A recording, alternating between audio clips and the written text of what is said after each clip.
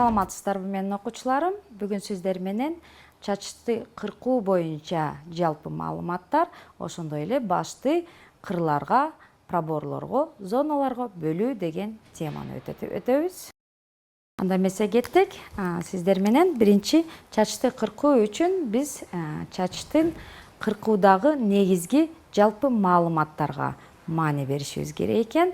Булардын эң биринчиси бул адамдын бетинин тиби болушу мүмкүн, бетинин түзүлүшү, башынын формасы болушу мүмкүн. Ошондуктан сөзсүз түрдө ар бир кардардын индивидуалдык өзгөчөлүгүнө чоң маани берилет экен. Булардын эң негизгиси кулактын түзүлүшү, жаактын түзүлүшү, ээктин түзүлүшү, мурундун, көздүн, каштын жана ошондой эле чачтын негизги структуралык формаларына карап алып, андан соң иш алып барат экенбиз.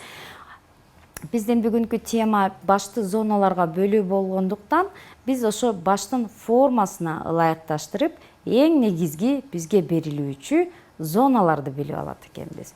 Ошондон эмесе сиздер менен баштадык. Башты зоналарга бөлүү. Мен сиздер менен бүгүн доскада иштемекчимин. Адамдын башын тартуу үчүн биз сиздер менен чоң илеп белгисин коюп алат экенбиз. Андан соң биз ушу баштын кырларын үйрөнүүгө ыңгайлуу болот экен. Эң биринчи чеке кетет экен бизде. Чекедеги оюк кетет экен. Андан кийин чыкыйдын чыгышы, чыкыйдагы оюк. Бул жерде чыкыйдын өзү, кулактын формасы, кулактын формасынын аркасы, моюндун желкедеги чачтын кыры менен биз баштын формасын түзүп алдык. Анда эмесе биринчи кеттик. Биринчи бул чеке. Экинчи бул чекедеги оюк.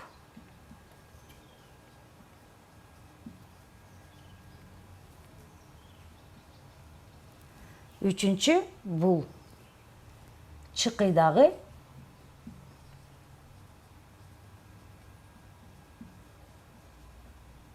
кыр. Төртүнчү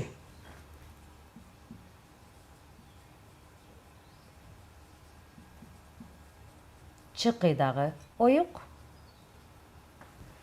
Бешинчи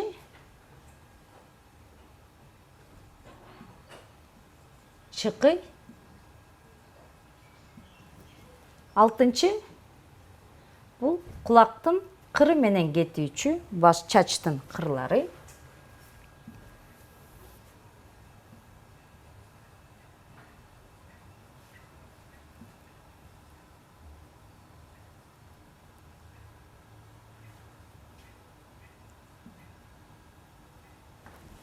Жетинчи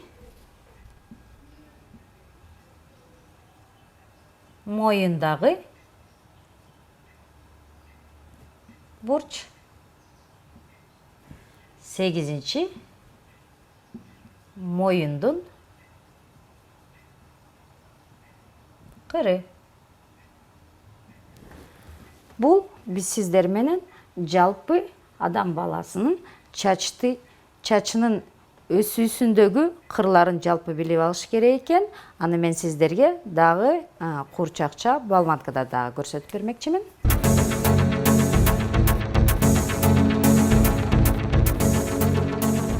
Сиздер менен адамдар менен иштешкендиктен сөзсүз түрдө ошондуктан кадимки адамдарга мисал келтирмекчибиз.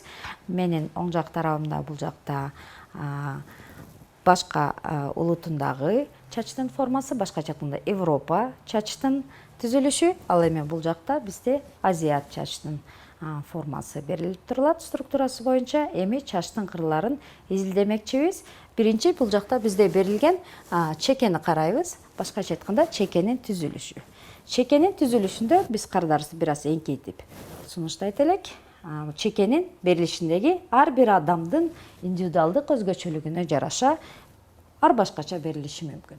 Формасы бул биздин индивидуалдык өзгөчөлүк, биздин ата тегибиздин түзүлүштөрүнө байланыштуу болот. Ал эми бул жактагы биздин кардарыбыздын карасаңар башындагы чекенин түзүлүшү, оюктун өйдөгө чейин чыгышы. Бул жактагы кардарыбызды карайбыз, оюктун берилиши чекедеги, бул жактагы.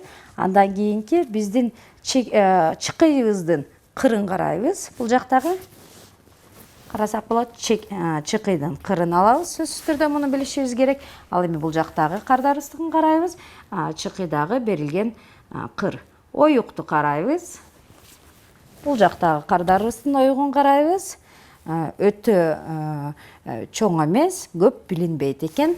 Ал эми бул жакта чыкыйдын ылдый жагында берилген висок деп коет бизде орус тилинде.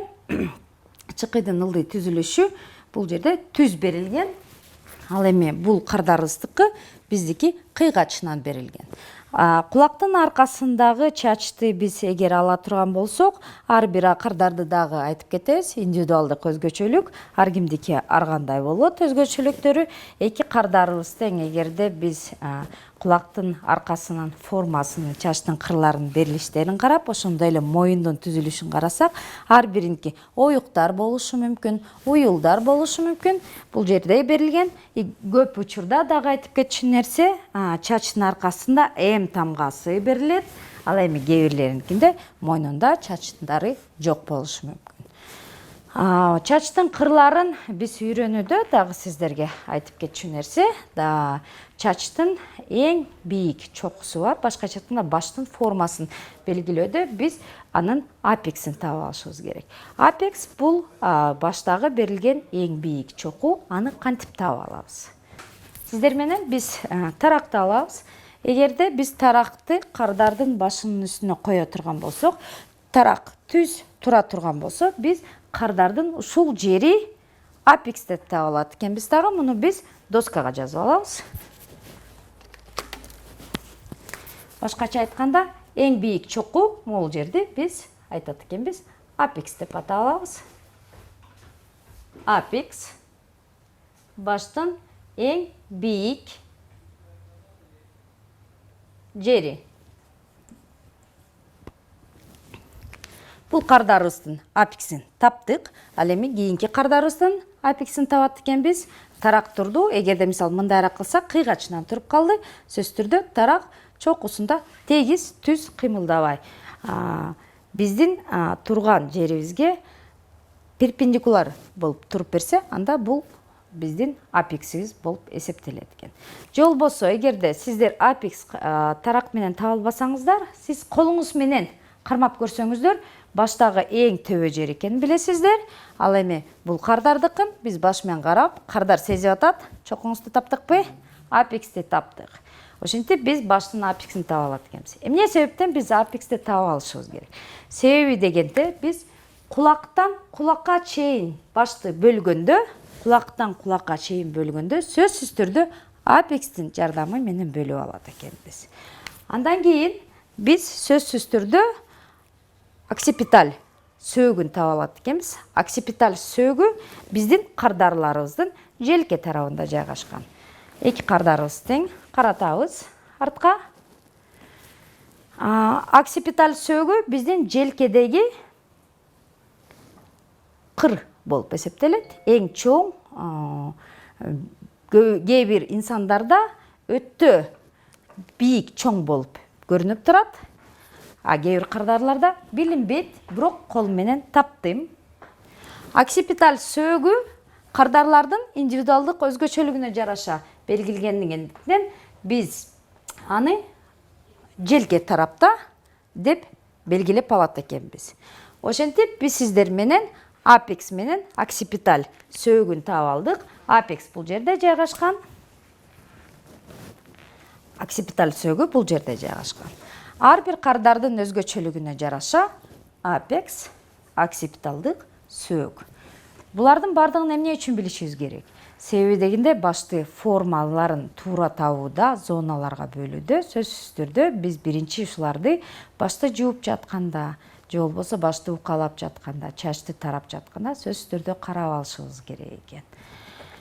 Биз анда биздин кардарларыбызды чоң рахмат деп, кайра кийинки темабызга өтмөкчүбүз. Чоң рахмат.